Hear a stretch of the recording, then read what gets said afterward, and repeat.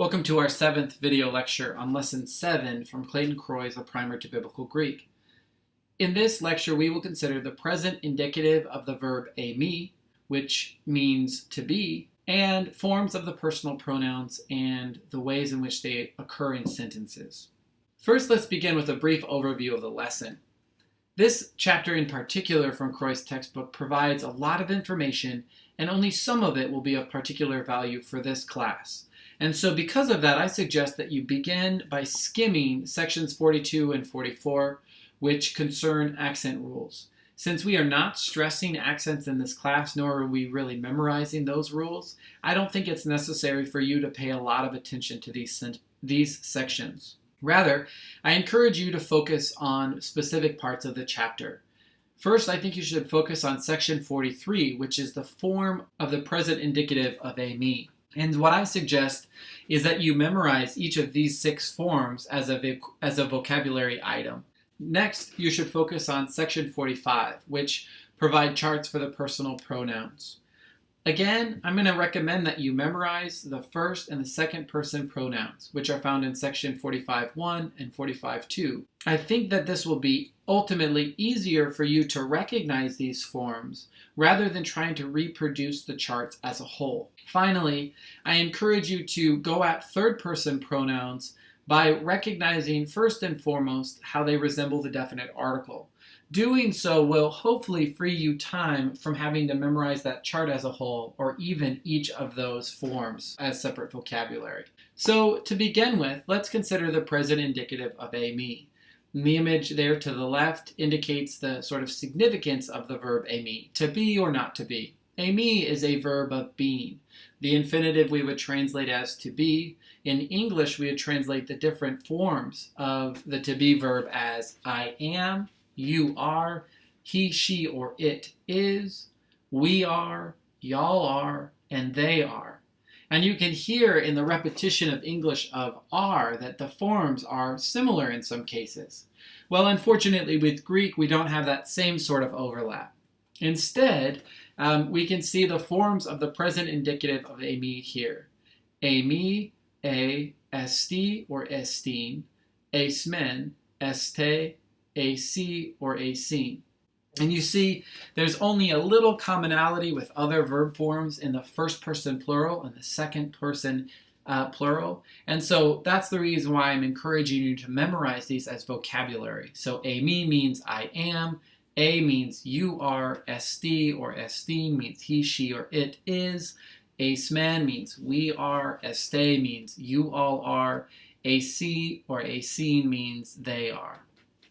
So eimi is a linking verb, which simply means that it takes a predicate nominative. That is to say that there is a naming that happens after the subject. So you're sort of renaming the subject. We might think of an English sentence as, the boy is a student. Well, the boy is the subject, is the linking verb that then renames the boy as a student. That would be different than if we said a student is the boy. It would be a little nonsensical, and it would be a very different meaning than the original English sentence I provided. Finally, the presence of an article is usually going to distinguish the subject.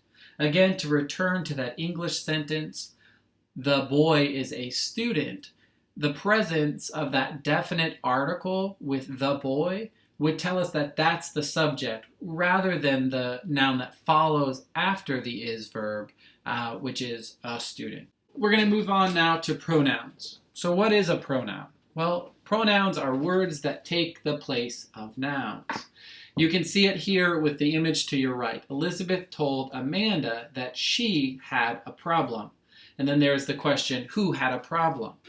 The word she in this sentence is the pronoun. And so the question about who had a problem is a question of who does she stand in for? Is it standing in for Elizabeth, or is it standing in for Amanda? And in grammar, we would call that word that is being replaced by the pronoun the antecedent. And so the question who had a problem can be restated as, Is Elizabeth the antecedent, or is Amanda the antecedent? And in this case, the sentence is ambiguous. For pronouns, there is going to be agreement, similar to the agreement that we've seen with the definite article and with adjectives. So pronouns are going to agree with their antecedents, those words that they stand in for, in gender and number, but not necessarily in case. They may be doing something else in the sentence that will be indicated by the case. So in the nominative, this will often occur for emphasis because remember, verbs often indicate the subject of the verb implicitly by their form. And so if you see a pronoun added, it's often in the nominative case, it's often added for emphasis. Often the pronoun in the genitive case will indicate possession.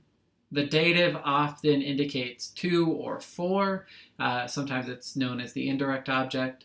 And finally, the accusative often signals the direct object. All right, so let's look at this chart of the first person pronoun. Again, I am encouraging you to simply memorize these 8 forms. I know it might seem like a lot more vocabulary, but I think it may be easier for you to learn to recognize these different forms rather than memorizing the chart as a whole. So the nominative singular is ego, it means I.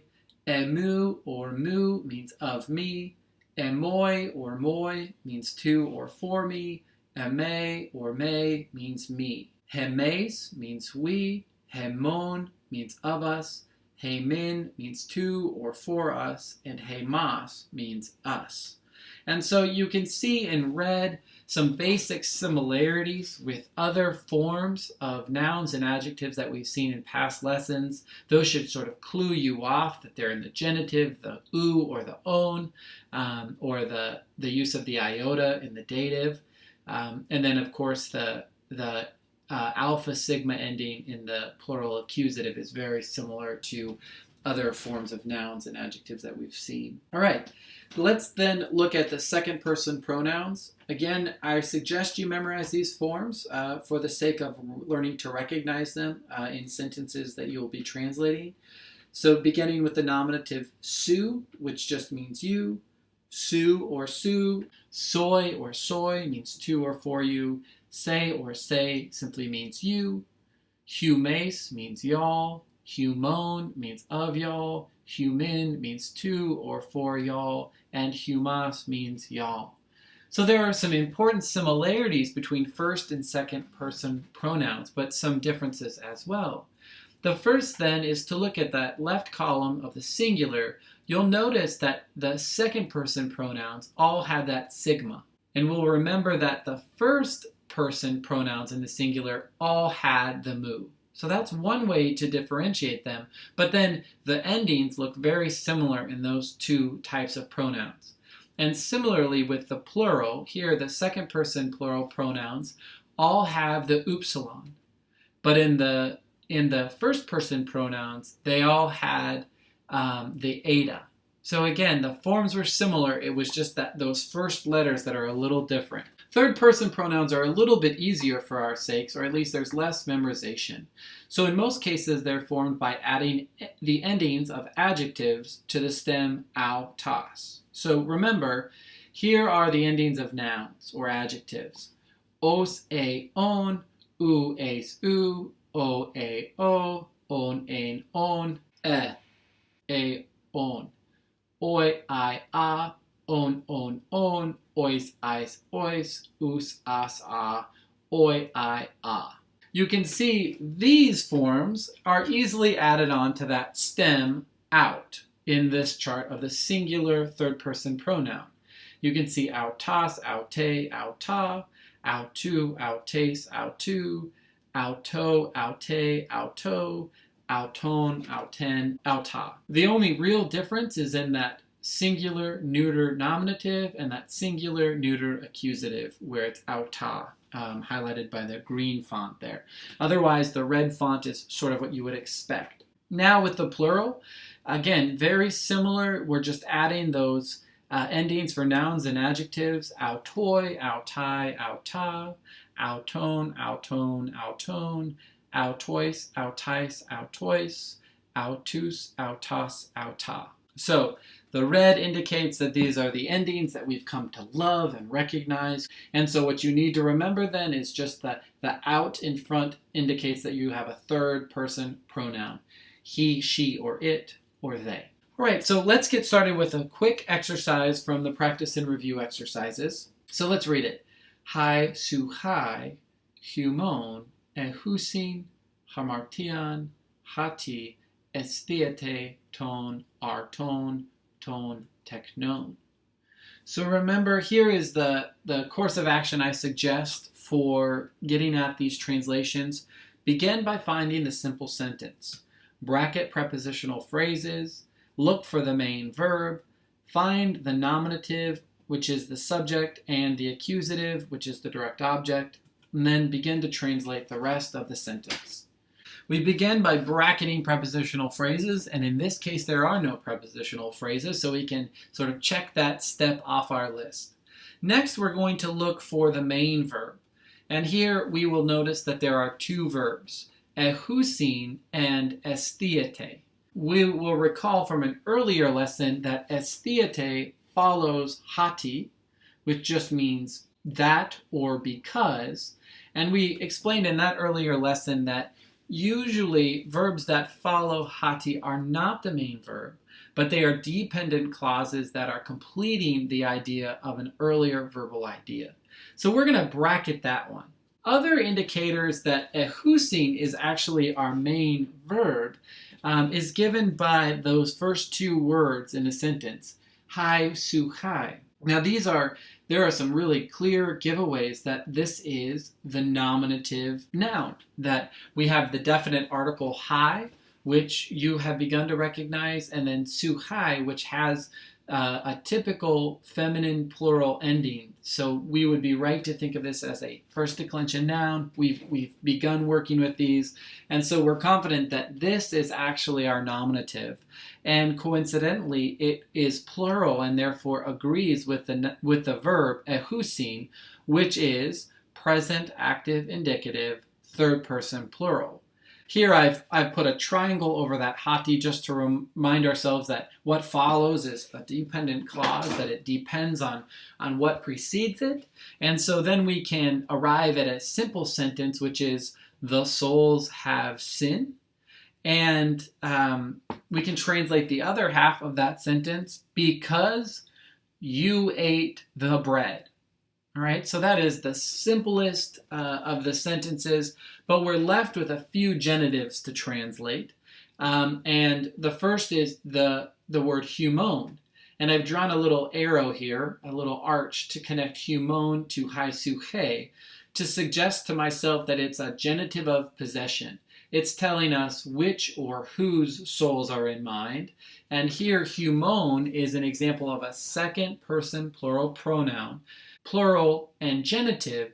Because of the form of that of humon, it could either be masculine, feminine, or neuter. We just don't know because we don't know the antecedent for sure. But it is of you all, right? So your souls, or the souls of you all, probably you all's souls would be the way we would translate it, have sinned because you ate the bread. And once again, we see ton teknon, which is in the genitive case again, and I've drawn that little arch to suggest that it relates to our tone, and here this is a genitive of possession. It tells us whose our tone, whose bread is it? Well, it is the bread of the children, ton teknon. And ton teknon is certainly in the plural and in the genitive, and it's a neuter noun, and the reason we would know that is from memorizing the singular form ta teknon. And so here is a full translation of the sentence, your souls have sinned because you eat the bread of the children. So again, just to review quickly, look for prepositional phrases. There were none in this sentence. Look for verbs. We saw two, but one of them followed hati, so we could sort of bracket that for a while. Look for the nominative. Fortunately for us, we just had hai su hai. Then we looked for the accusative case, which in this case was harmartian and ton arton, and we knew that harmartian was the the direct object of the verb ehusin, and so we translated it accordingly, and then our tone was the accusative or the direct object of the verb estheate. I know that there was a lot in this sentence. This was one of the more complex sentences that we've had. But hopefully by breaking it down into component parts, you're beginning to see how the words relate to one another, and that will really help you. This is the end of our lecture. Again, I hope that you will memorize those forms of me that I suggested that you memorize. I think that they will really help you as you move forward, as well as those pronouns that I suggested that you memorize. And I do encourage you to go back to any parts of this lesson that were unclear and review them, as well as the relevant sections in the Croy textbook. Thank you.